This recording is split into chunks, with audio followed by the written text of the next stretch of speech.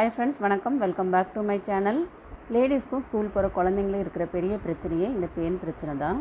இது நம்ம தலையில் வாழக்கூடிய ஒரு சின்ன பூச்சி. நம்ம என்ன தான் தலையில் எண்ணெயை வச்சு பேன் சீப்பை வச்சு ஈறுவலி வச்சு இது நம்ம இழுத்தாலும் இது தலையை விட்டு போகவே போகாது.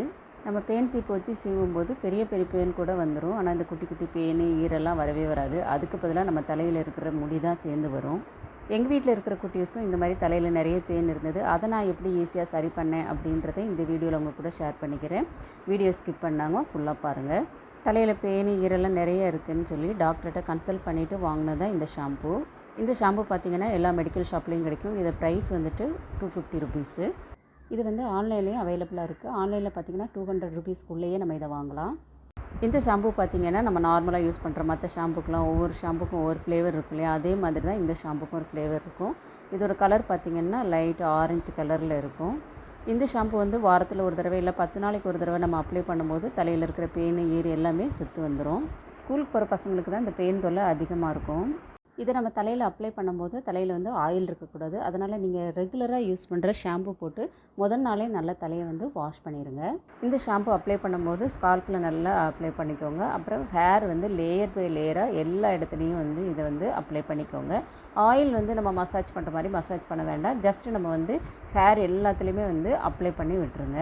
ஏன்னா குட்டி குட்டி ஈறு அந்த மாதிரி இதெல்லாம் பார்த்திங்கன்னா ஹேரில் ஒட்டிக்கிட்டு இருக்கும், ஸ்கால்ஃப்லாம் ஒட்டிகிட்டு இருக்கும். அதனால் நல்லா எல்லா இடத்துலையும் படுற மாதிரி லேயர் பை லேயராக எடுத்து இதை அப்ளை பண்ணுங்கள். இது நல்லா ஹேரை ஃபுல்லாக அப்ளை பண்ணிவிட்டு ஒரு 15 to 20 மினிட்ஸ் அப்படியே விட்டுருங்க. 20 மினிட்ஸ்க்கு அப்புறமா ஹேர் வாஷ் பண்ணுங்கள். ஹேர் வாஷ் பண்ணும்போதே பார்த்திங்கன்னா அந்த பேன் எல்லாமே போயிடும்.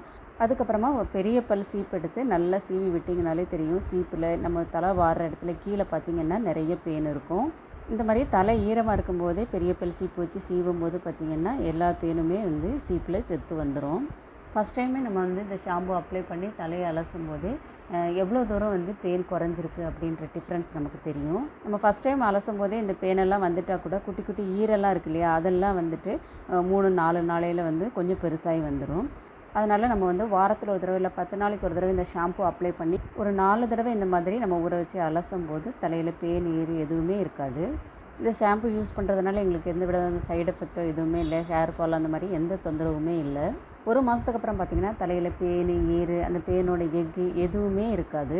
இது எங்களுடைய பர்சனல் எக்ஸ்பீரியன்ஸ் தான் நான் உங்கள் கூட ஷேர் பண்ணியிருக்கேன். உங்கள் வீட்டு குட்டீஸ்க்கும் இந்த மாதிரி தலையில் நிறைய பேன் ஈறு இந்த மாதிரி இருந்ததுன்னா இதே மாதிரி நீங்களும் ட்ரை பண்ணி பாருங்கள். இந்த வீடியோ உங்களுக்கு யூஸ்ஃபுல்லாக இருந்திருக்குன்னு நினைக்கிறேன். வீடியோ பிடிச்சிருந்தா ப்ளீஸ் லைக் அண்ட் சப்ஸ்கிரைப். உங்கள் ஃப்ரெண்ட்ஸ் கூடயும் ஷேர் பண்ணிக்கோங்க, அவங்களுக்கும் ஹெல்ப்ஃபுல்லாக இருக்கும். தேங்க்யூ.